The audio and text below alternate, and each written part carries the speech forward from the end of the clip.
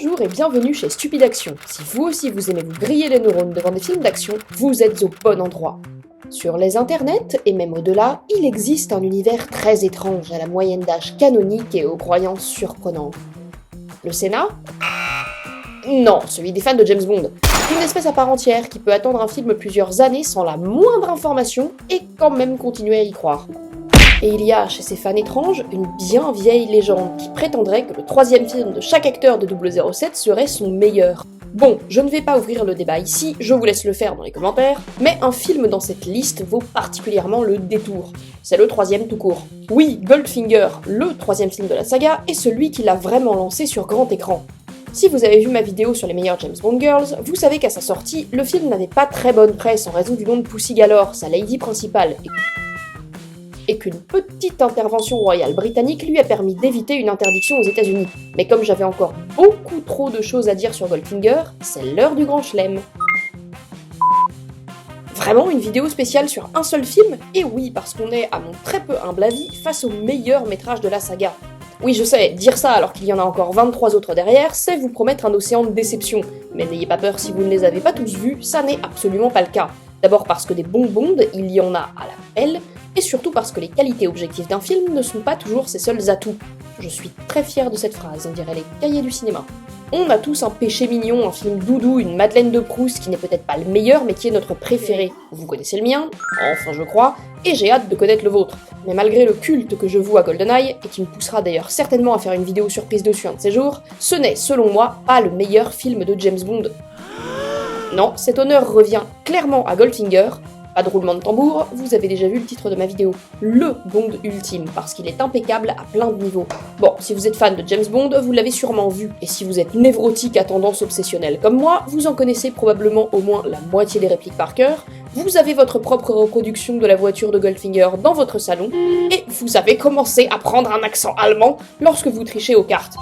Mais si ce n'est pas le cas ou que vous avez un peu oublié l'histoire de Goldfinger, laissez-moi vous rafraîchir la mémoire. Dans ce film, sorti en 1964, on suit la quête de 007, qui se lance à la poursuite d'Auric Goldfinger, un milliardaire obsédé par un métal précieux, et saurez-vous deviner lequel, qui semble trempé dans des affaires fort peu recommandables et plutôt illégales, sans que le MI6 ne parvienne à rien prouver. Bond va alors se lancer aux trousses de l'allemand truculent, mais gare à tes fesses, James, parce que l'ami Auric a plus d'un tour dans son chapeau. Je sais qu'on entend tout le temps dire que Goldfinger est incroyable, mais c'est vrai les amis, il n'a pas volé sa réputation, et je peux vous le prouver en plusieurs points. Premièrement, l'intelligence du film. Malgré le titre de ma chaîne, j'aime quand l'action est intelligente, qu'elle ne prend pas les spectateurs pour plus débiles qu'ils ne le sont, et accessoirement qu'elle ne les arnaque pas.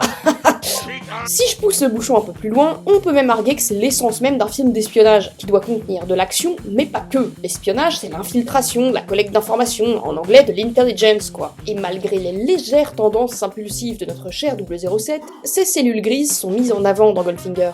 Dans le film, on voit Bond se battre, mais il passe encore plus de temps à espionner. Habile. Ouais, dit comme ça ne casse pas trois pattes à ce canard, mais ici, James se repose beaucoup sur ses capacités d'adaptation et d'observation, et ça commence dès l'intro, avec ce canard furtif. C'est d'ailleurs pas un hasard si la scène pré-générique démarre avec un Bond infiltré. Plus tard, il saura aussi se faire discret en se faufilant sous une maquette, et de façon générale, James Bond ici il est observateur et il sait faire parler ses lobes cérébraux quand les points ne suffisent pas. J'adore le fait qu'il utilise son environnement en sa faveur du début à la fin et se joue de ses ennemis. Et puis bien sûr, il y a cette partie de golf mythique qui établit les motivations et la malhonnêteté absolue de Goldfinger, mais qui nous montre aussi que 007 n'a pas peur de jouer sur le même terrain et de rendre coup pour coup.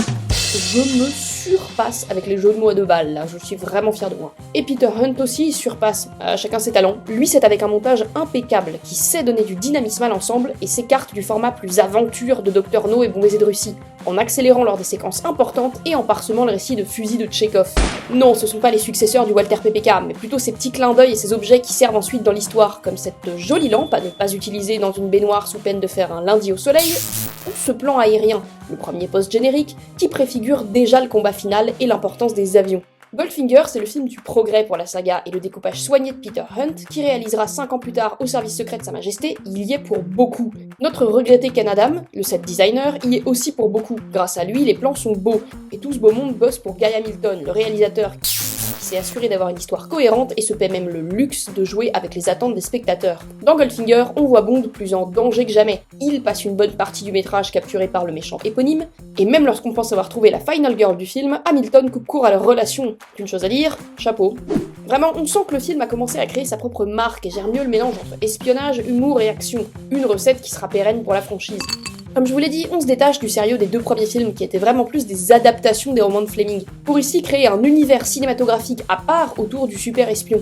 Un petit peu comme la transition entre la série et les films Mission Impossible. Et bien sûr, comment parler des atouts du film sans évoquer les acteurs et les personnages.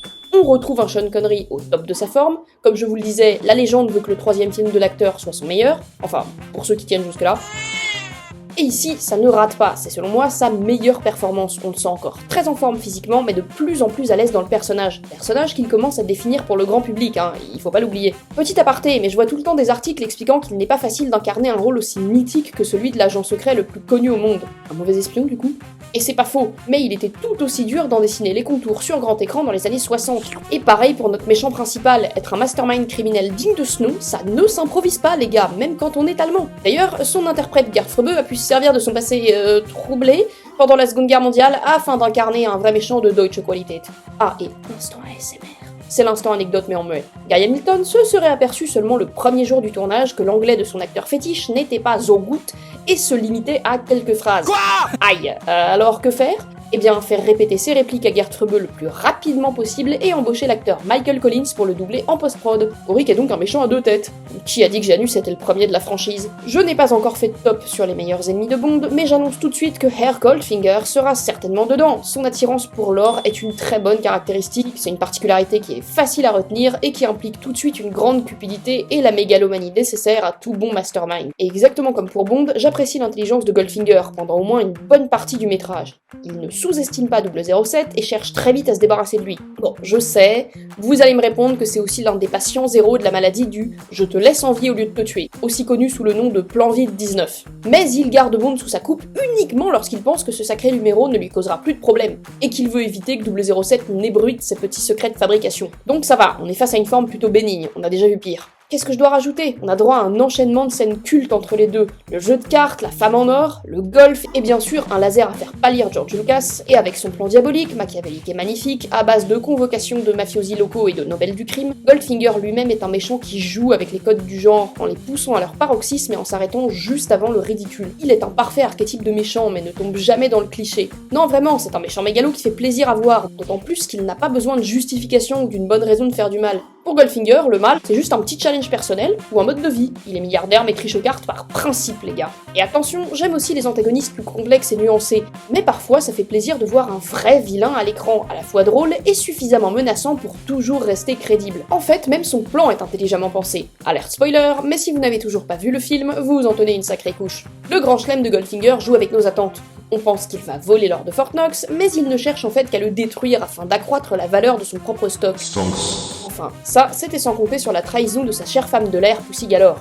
Je vais faire court à son sujet, puisque je l'ai déjà bien évoqué dans mon top des meilleurs James Bond Girls, mais Honor Blackman y a largement sa place. Elle incarne une femme déterminée et indépendante, avec en plus quelques très bonnes répliques et un franc-parler assumé. Bref, une lady qui sait tenir tête à Bond et qui offre un contraste bienvenu avec les apparitions plus courtes des sœurs Masterson, surtout connues pour leur mort en fait. Ouch. Et last but not least, on a au job un piètre caddie mais excellent lanceur de chapeau, et une force instoppable, qui est le signe d'un bonhomme de main, dont le pauvre interprète, Harold Sakata, s'est d'ailleurs vraiment brûlé la main lors de la scène finale. Méthode acting, parfois ça douille. Ouch. Pour résumer ça sous forme d'équation, on a un Bond au top, un mastermind fou allié, un homme de main avec une botte secrète sur la tête, une pilote cool et 3 morts marquantes, dont une digne des Césars.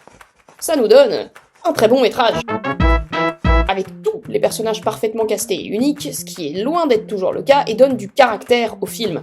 Et tout ça, ça fait déjà pas mal de raisons d'aimer Goldfinger, mais ne nous arrêtons pas en si bon chemin. Que ce soit un long ou un court métrage, un film est toujours plus que son contenu. Il reflète et dépend aussi d'un contexte, et à ce niveau-là, on peut être très reconnaissant les amis. Parce que Goldfinger fut un triomphe commercial et critique. C'est simple, il a remboursé son budget en 15 jours à peu près et a permis à 007 de devenir un personnage de saga. Et bah oui, encore une fois, avec le recul, c'est facile de l'oublier. Et combien de franchises cinématographiques ont sorti le film de trop et ont parfois fini 6 pieds sous terre. Qui sait ce qui aurait pu arriver à 007 sur grand écran si le film n'avait pas été bon, ou qu'il avait été moins rentable. Heureusement, ces recettes ont permis à Eon de produire les métrages suivants, et l'arrivée à l'écran de gadgets cool et improbables a aussi encouragé la vente de produits dérivés, permettant ainsi aux producteurs de renflouer les caisses. Contente de savoir que 60 ans plus tard, rien n'a changé. Niveau critique, tout pareil, encensé dès sa sortie et rien n'a changé depuis. À l'heure où je vous parle, le film est à 99% sur Rotten Tomatoes. Et voilà, comme on se demande à l'heure actuelle qui sera le prochain 007, et quand le film sortira enfin, pour les plus optimistes, je parie sur 2027, pas avant, je pensais qu'aujourd'hui il serait bon de faire un petit retour en arrière pour apprécier le film qui a vraiment lancé la franchise. Parfois, il faut savoir se faire un peu plaisir. D'ailleurs, cette courte chronique devait s'arrêter là, mais comme je me suis rendu compte que la plupart de mes vidéos se finissaient sur une note déprimante, j'ai décidé de continuer sur cette belle lancée. Avec un peu de bol, je vais même finir sur une chaîne info. La suite de Goldfinger fut un peu moins glorieuse pour son réalisateur Gaia Milton, qui réalisera encore 3 James Bond, mais chutera de haut. Parce que c'est vrai, Live and Let Die est super sympa, et il y a des bonnes idées dans Les Diamants sont éternels. Mais le reste ne sera pas au niveau, surtout en 74, avec le pistolet de la déception. Pareil pour l'héritage de Goldfinger, qui a certes permis de donner un super coup de pub à la franchise, mais reste encore difficilement dépassable, et est considéré comme le meilleur de conneries. Une sorte d'étalon or pour 007, qui a parfaitement su doser la célèbre formule et a presque placé la barre trop haute pour la suite. Toi, je n'ai jamais su t'aimer. En attendant, nous, on peut quand même en profiter et se chauffer les neurones devant Goldfinger, en célébrant les succès du film, sur la forme et sur le fond. Et là, c'est déjà la fin de cette courte vidéo, mais on se retrouve très vite pour une prochaine rétrospective ou chronique, vous savez d'ailleurs où m'envoyer vos idées, et jusque là, bon grillage de neurones.